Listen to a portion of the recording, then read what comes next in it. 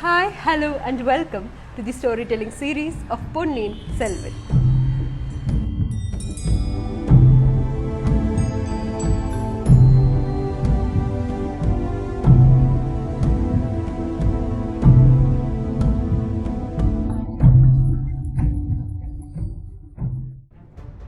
About 1,000 years ago existed the Tamil Elam, the Cheras, the Cholas and the Pandyas. The area ruled by the Cheras included Cochin, North Travancore and Southern Malabar. The Cholas occupied the Southeast Asian countries and had the most powerful army. The Pandyan kingdom comprised the present districts of Madurai, Tirunelveli and Ramnad in Tamil Nadu. Among them existed King Sundara Chola, the one who had no equal in South India.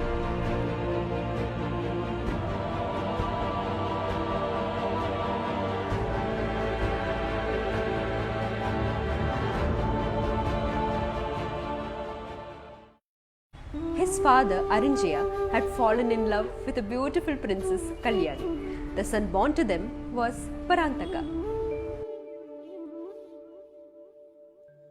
The citizens and countrymen of the Chola nation who saw the handsome face of the prince called him Sundara Chola, and he came to be known by this name.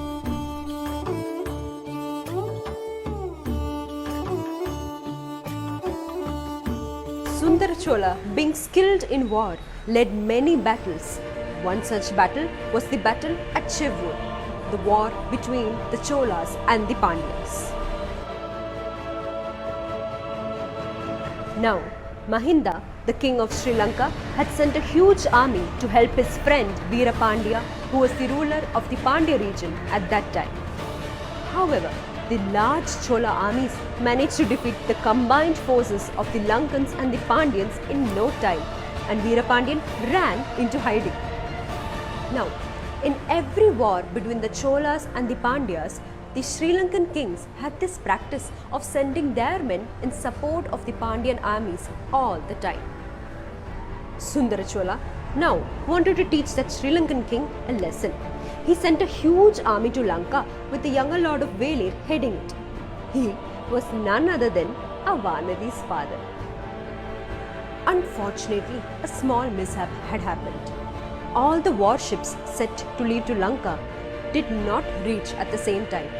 Unfortunately, the warship that had reached first advanced the war without any forethought. By now, Mahinda's Sri Lankan army came out and surrounded the Chola armies in a surprise move. A terrible battle was fought, and the Chola commander, Vanadi's father, had lost his life. On hearing this news, Veera Pandyan, who was in hiding, gathered courage and entered the battlefield only to lose his life. Aditya Karigalan had killed him and acquired the title Thalaikonda Kopara Kesari.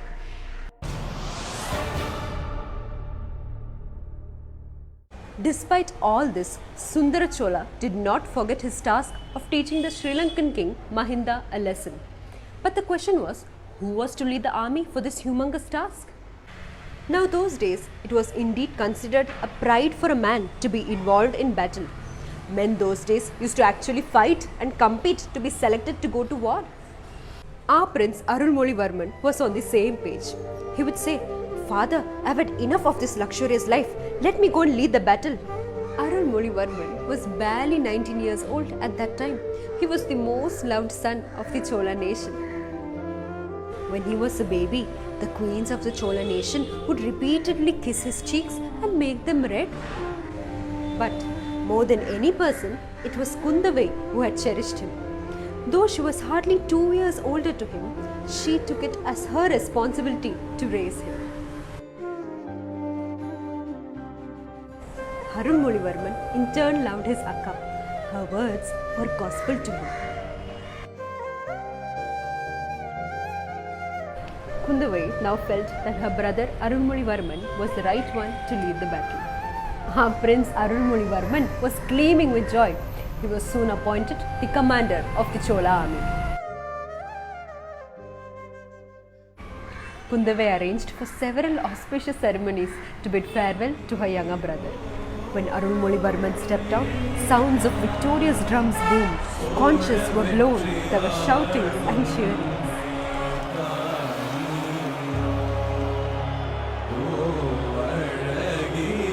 All the royal ladies anointed his head with holy ashes and blessed him.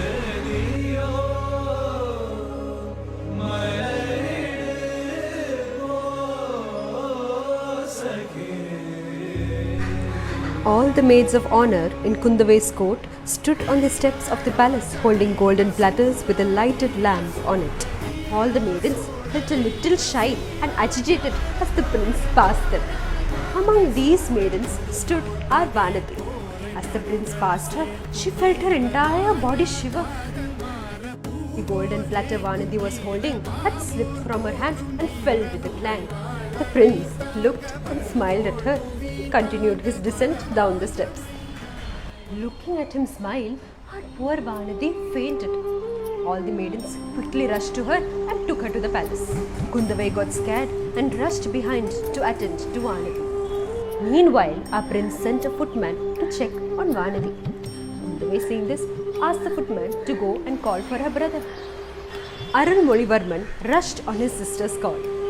Arulmozhi Varman, on seeing Vanity, asked his sister, "Akka, who is this girl?" Kundavai replied, "Thambi, this is Vanity. She is the daughter of the late chieftain of Kudambalur. He had lost his life in the battle. Now, I had called you here to wish you well. Thambi, come back victorious." Vanity woke up by then and screamed, "Oh, what have I done, Akka?" Arulmozhi Varman then consoles Vanity. "Don't worry, some mistakes happen." He then says, "Akka, my men are waiting down. Do send me news if there is anything. And also, do send me news about this girl's health." Saying so, the prince bid farewell. Meanwhile, all the maidens were watching all this happening from the windows and balconies. The flame of jealousy began to glow in their hearts. So is it not natural for these girls to talk in such a manner when Kundavai and Vanity had gone to meet the astrologer?